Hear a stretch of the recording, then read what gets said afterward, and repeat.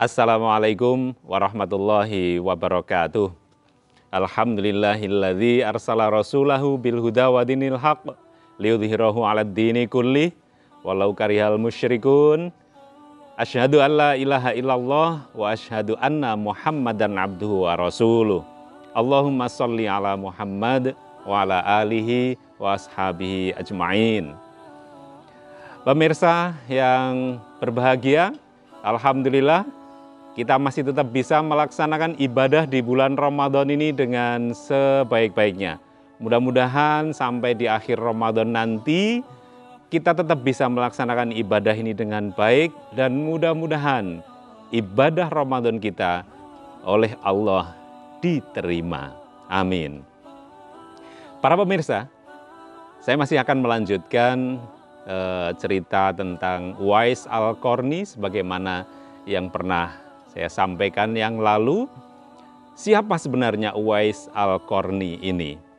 Rasulullah Shallallahu Alaihi Wasallam pernah menyampaikan kepada Umar bin Khattab radhiyallahu anhu dan juga Ali bin Abi Thalib radhiyallahu anhu. Rasulullah menyampaikan bahwa nanti kalau kalian bertemu dengan seorang yang bernama Uwais Al-Qarni, mintalah kepadanya untuk berdoa kepadamu. Mintalah dia beristighfar dan mendoakan kamu untuk keselamatanmu fid dunya wal akhirah. Ya. Nah, itu pesan Rasulullah kepada Umar bin Khattab dan Ali bin Abi Thalib. Setiap kali ada rombongan dari Yaman atau ada kafilah dagang dari Yaman yang datang ke Mekah Al-Mukarramah, pasti Umar bin Khattab dan Ali bin Abi Thalib mendatangi mereka dan mencari apakah ada di antara rombongan itu Uwais Al-Qarni. Uwais Al-Qarni di Yaman itu sama sekali tidak ada orang yang mengenal karena dia itu hanyalah seorang penggembala binatang ternak, baik itu kambing, unta maupun apa saja ternaknya orang-orang Yaman. Dan dia hidup dari upah menggembalakan ternak itu. Saat itu ibu Uwais Al-Qarni sudah meninggal.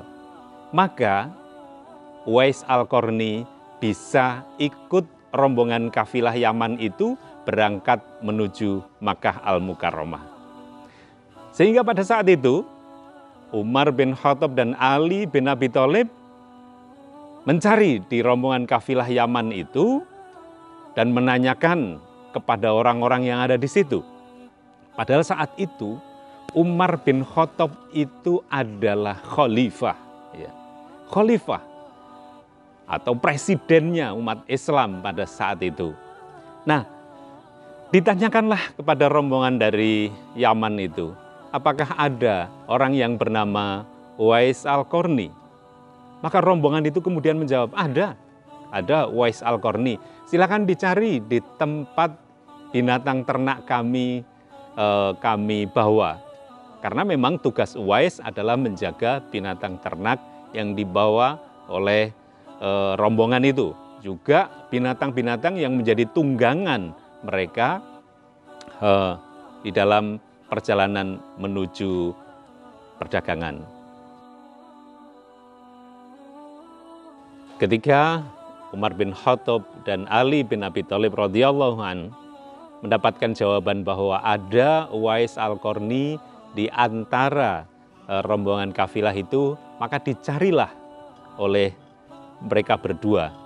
Ternyata benar Uwais itu ada di antara teman-temannya yang memang bertugas untuk menjaga binatang-binatang tunggangan maupun binatang bawaan oleh rombongan itu. Nah, ini juga hebatnya, seorang khalifah justru mencari penggembala atau mencari orang yang tugasnya adalah menjaga binatang, ya. Bukan dicarikan, itu tidak, ya. Namun itu bagi Umar bin Khattab dan Ali bin Abi Thalib itu bukan masalah, ya.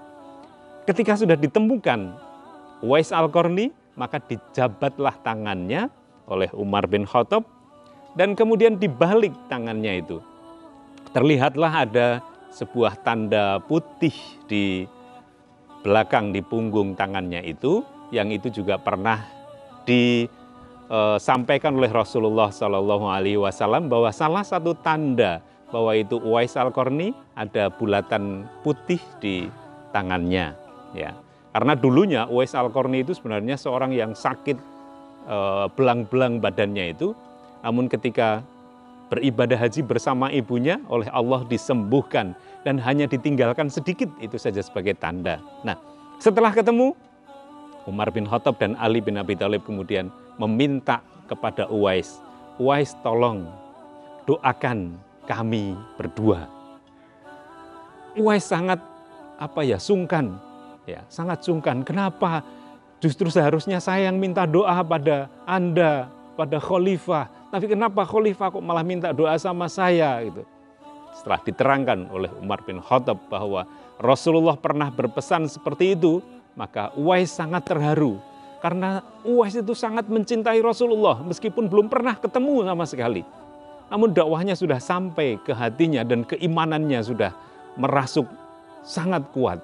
Nah, ketika disampaikan bahwa itu adalah pesan Rasulullah, akhirnya Uwais Al-Qarni benar-benar berdoa untuk Umar bin Khattab dan Ali bin Abi Thalib radhiyallahu anhu. Sebagaimana yang telah disampaikan oleh Rasulullah sebelumnya, bahwa keduanya diperintahkan oleh Rasulullah untuk minta didoakan oleh Uwais. Nah, sudahlah kabul lah akhirnya, ya, terkabul, cita-cita Rasulullah tercapai, maksud saya tercapai bukan terkabul, cita-cita yang disampaikan oleh Rasulullah untuk Ali bin Abi Thalib dan Umar bin Khattab itu tercapai. Nah, ada keistimewaan yang lain ketika Uwais Al-Qarni itu meninggal. Masyarakat Yaman itu kan tidak tahu siapa Uwais Al-Qarni karena dia selalu merahasiakan diri. Bahkan ketika bertemu dengan Umar bin Khattab dan Ali bin Abi Thalib itu pun Uwais tetap minta kepada Umar dan Ali agar merahasiakan dirinya. Cukup beliau berdua saja yang tahu, yang lain tidak tahu. Maka sesuatu keajaiban terjadi ketika Uwais Al-Qarni itu meninggal. Masyarakat di situ tahu Uwais Al-Qarni meninggal, maka mereka datang untuk menyelenggarakan. Tapi ternyata sudah banyak sekali orang-orang yang berdatangan ke situ menyelenggarakan jenazah Uwais. Ketika orang-orang mau memandikan, ternyata sudah banyak orang yang memandikan. Ketika orang mau mengkafankan, ternyata sudah banyak sekali orang-orang yang mau mengafankan.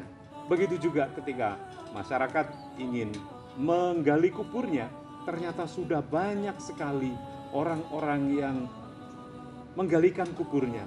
Dan orang-orang yang datang itu adalah orang-orang asing yang tidak dikenal oleh masyarakat di sekitar situ. Semuanya berlangsung dengan sangat baik dan berlangsung dengan sangat khidmat. Penyelenggaraan jenazah selesai sampai penguburan selesai.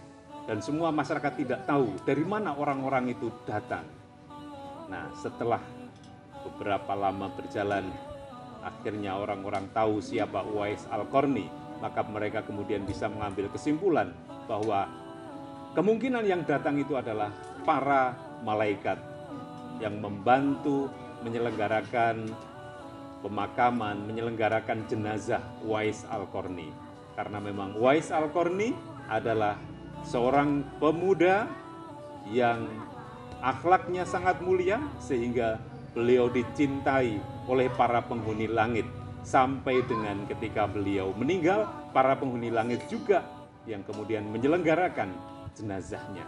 Nah, dari akhlak seorang pemuda yang berbakti kepada ibunya secara benar-benar berbakti, secara serius, secara ikhlas, maka jadilah dia pemuda yang dicintai oleh penghuni langit. Para pemirsa sekalian, mudah-mudahan kisah singkat ini bisa mengingatkan diri pribadi saya dan mudah-mudahan bermanfaat untuk para pemirsa sekalian. Ada kurang lebihnya dalam saya membawakan kisah pada sore hari ini. Mohon maaf yang sebesar-besarnya. Terima kasih. Billahil hidayah wa taufik. Assalamualaikum warahmatullahi wabarakatuh.